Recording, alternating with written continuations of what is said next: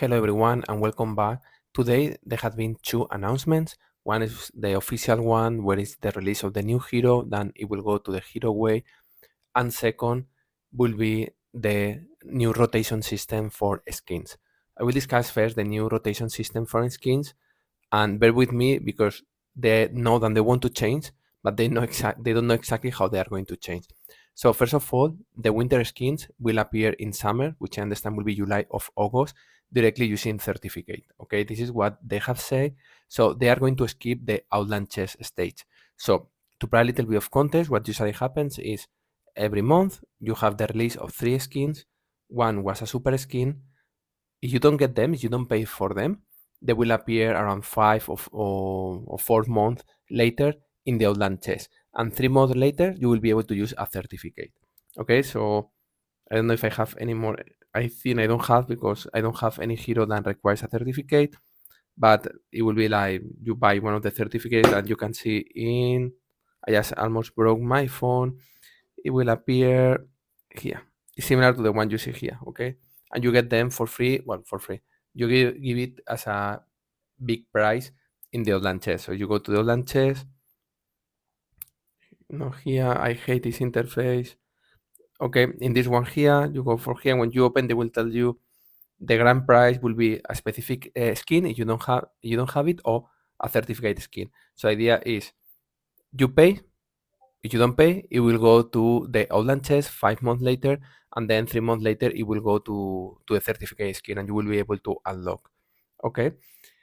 For winter skin, is different. It's a little bit longer. It stays around 9 to 1 year to appear in Outland. Okay. Now they have said that they will appear in summer, which is a good news. It's the only good news. Okay. They say they are going to change how skins go to the Outland.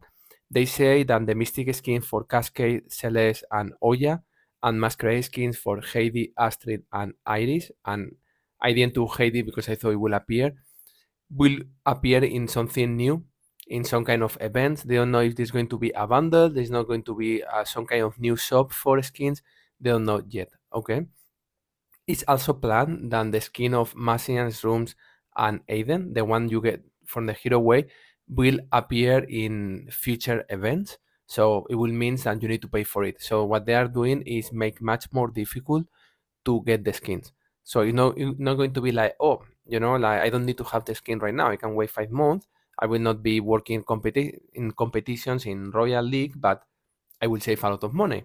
No, now it looks like they are going to make much more difficult to get the skins, the new skins at least. Okay, like whatever. It's not a surprise anymore of this game. Okay, this is what they are saying. And funny thing is, they have confirmed 100% the winter skins. They have not confirmed how the other things will look like. I hope so they play carefully, because they have done a lot of shit and they have increased that much the cost of the game than they have 2 fingers or 3 fingers, and they're able to realize that they need to be careful what they do with the new skins. Okay. Anyways, second thing, and also I don't know what they are doing. They have released the new hero, and only checking the synergy of the three heroes they have suggested, they are heroes that no one has. It's one of the heroes that you do the least or not relevant at all. You have Kim Meow, which is now, because she got the Talisman of Critical Hits, works very well with Dante Octavia and Sebastian. Some people have it, but it's not a common at all hero before the Talisman. Like, no one uses one of these heroes that no one's level up. Then we have Ismael, which it works better, or used to work better with Sebastian again, and Jit in a very old team, made things like 3 years ago, something like this. No one use it, no one of new players use it. Okay, and then we have Marcus. I think we have 10 tanks in the game, or 11 tanks. I think you consider massive, something like this. Marcus is the worst tank in the game by far, like by a distance, a huge distance. Has never ever I see Marcus been used or have any value. So these are the three heroes that they have recommended to play with this hero. Then I check the description of the hero and I check what is the weapon of the hero. And I see that the weapon of the hero is magic attack. And I think for myself, Kim Meow and Ismael are physical heroes. Why the hell they need magic attack? This does make sense. Like, how you are going to recommend heroes than use physical attack, right? Like this.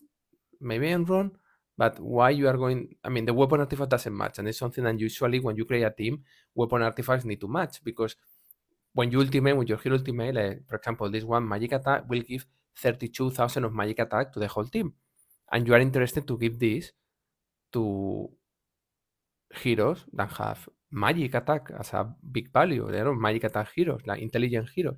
Why am I going to do this to agility heroes or to a tank?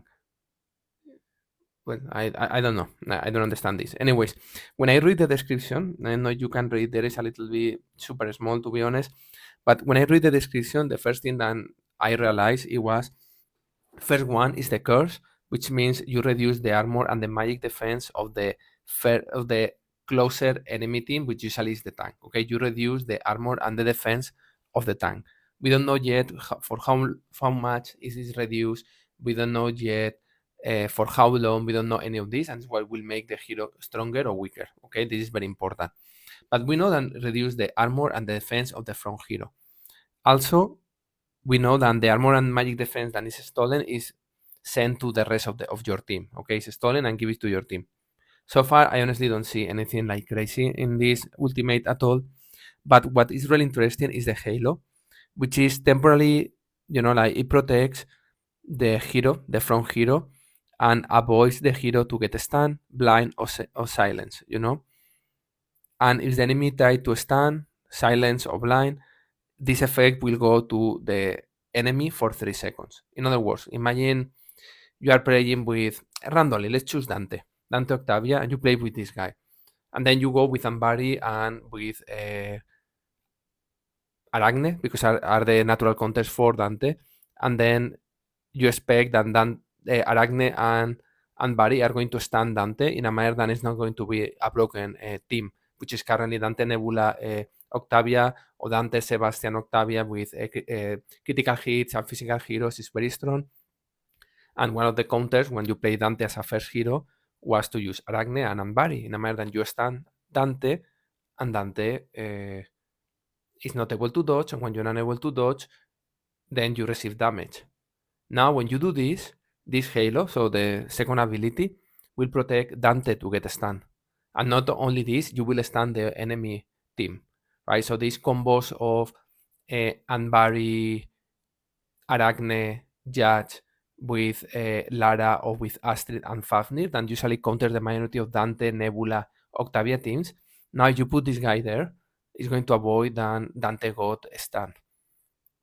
Okay, so then we have the next one that is applies the third one that applies a mark to the central enemy for a certain amount of time. Okay, so this one is a little bit okay, that's damage.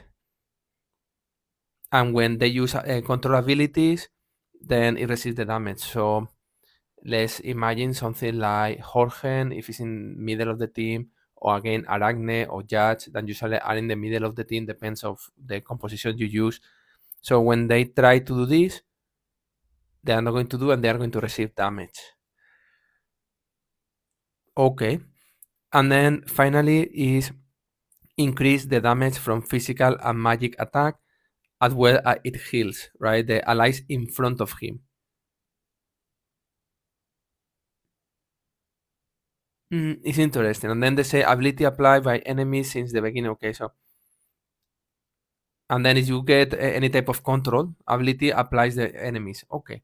So it's against teams that have control, which I was expecting to be totally different. I was expecting to be an control team or control heroes because currently physical attack teams are getting the whole are getting the 3 positions of the grand arena of the majority of the teams. I don't see almost anymore any magic team.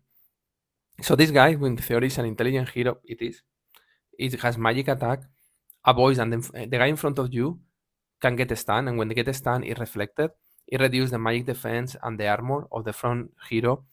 Uh, it also does damage to control heroes, and then when they are control heroes, you heal your people and you give physical attack and magic attack. And I go against, in top of my head, Dante, Kimia, Sebastian, this dude, Soleil, and then Octavia. If you cannot stop Kim Miao, you cannot stop Dante. they are healing. You are increasing the physical attack.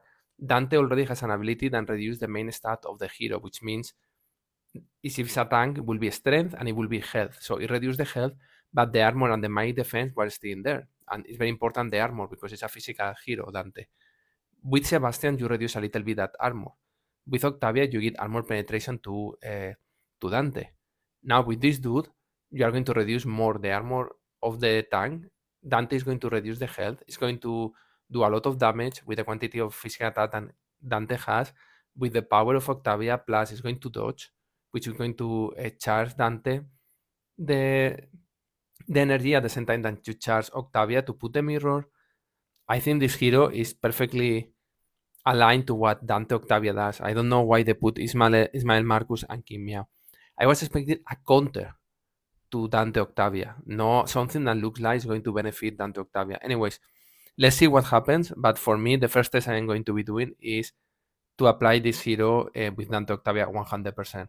I am thinking already, I don't have Kim Miao, but I went thinking something like maybe Sebastian Jasmine, Dante Octavia, and this guy, or maybe something Dante Nebula, this guy with, I don't know. I will need to think maybe Lara and Octavia, something like this. I will need to see what happens there, but I think it's going to be super interesting because I think this guy is going to be the control hero that will help Dante to be more broken if he's not currently broken. I don't fully understand because one of the natural counters for Dante Octavia when Dante's in first line with Nebula, increasing their physical attack, cleaning the march, and healing was to have stunning teams than stop Dante Octavia. So I don't get it. I will see it. I understand what they say, Kim Miao and Ismail's idea is you have something in front of Soleil that does a lot of physical damage, a lot of critical hits. Yeah, but that thing is also Dante. You know, you need to realize that that thing is also Dante. So I am quite convinced it's going to be an increased power for Dante Octavia team. And let's see what happens. Also, looks like it's going to be hidden behind Hero Way. I don't know if it's going to be Soul Stones or it's going to be the weapon artifact. I am 100% it's going to be something similar to Tenebris, which is if you want to max out the weapon artifact, you will need to do the whole Hero Way until the end, which is crazy. And then, from my understanding, it will be like you will get some Soul Stones from the hero, and then if you would like to max out, you will need to in the event of this guy, you will need to spend something or buying soul stones or spending I don't know how many emeralds to get it. Anyways, let's see how it is and see you soon.